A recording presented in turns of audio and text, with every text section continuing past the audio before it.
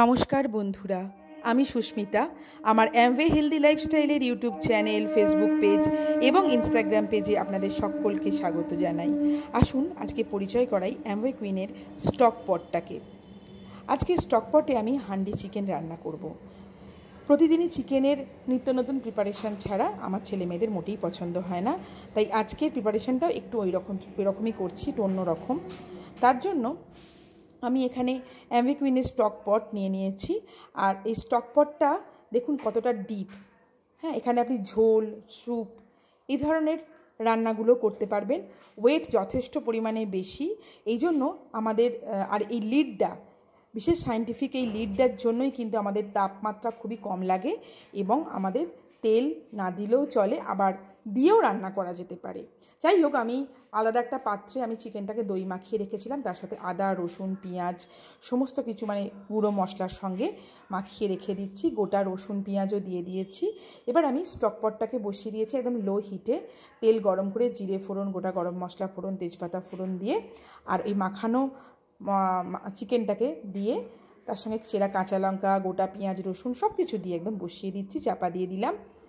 এবার দেখুন গ্যাস কিন্তু মিডিয়াম টু লো হিটে আছে। মাঝে মাঝে প্রথম দিকটা একটুখানি টেম্পারেচার বেশি দিতেই পারেন, পরের দিকে কিন্তু একদম কমিয়ে দিতে হবে। আর মাঝে মাঝে এরকম নেড়ে নেড়ে নিতে হবে। 1 ঘন্টা পর আমি যখন ঢাকা খুললাম, দেখুন কি অবস্থা। নিশ্চয়ই আপনাদের দেখেও খুব ভালো লাগছে রান্নার রঙটা, কেননা রান্নার রঙ বলে দিচ্ছে রান্নাটা কতটা ভালো হয়েছে বা টেস্টি হয়েছে। এবার টেস্টের ডিফারেন্স হতেই পারে, নুন চিনি কম বেশি হতে পারে, ঝাল সেটা একটু আপনারা দেখে ঠিকঠাক করে নেবেন।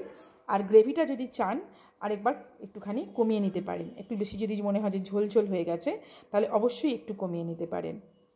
যাই হোক, আমার হান্ডি চিকেন প্রিপেয়ার হয়ে গেছে একদম। আর আপনারা নিজেরাই দেখলেন যে কতটা কম তেলে, আলু না ভেজেও আমার হান্ডি চিকেন রেডি হয়ে গেল। রবিবারের লাঞ্চের মেনুতে আমাদের এই রান্নাটা আশা করি সকলেরই খুব ভালো লাগবে। আমার ছেলে মেয়েদের নিত্য নতুন নতুন অন্য রকমের রেসিপি চাই। এটা অনেক বাড়িতেই দেখেছি, বাচ্চারা একই ধরনের রান্না মোটেই পছন্দ করে না, তাদের জন্য একটু আলাদা রকমের করতেই হয়। আর লাঞ্চের প্লেট সবসময় একটু কালারফুল হতে হয়। প্রথম পাতে দেখুন উচ্ছে চচ্চড়িটা রাখা আছে, এটা গরমকালে একটু যদি বাড়িতে থাকা টক আচার দিয়ে বানান তাহলে দুর্দান্ত স্বাদ হয় এবং সেটা গরমের পক্ষে খুবই ভালো টক খাওয়া।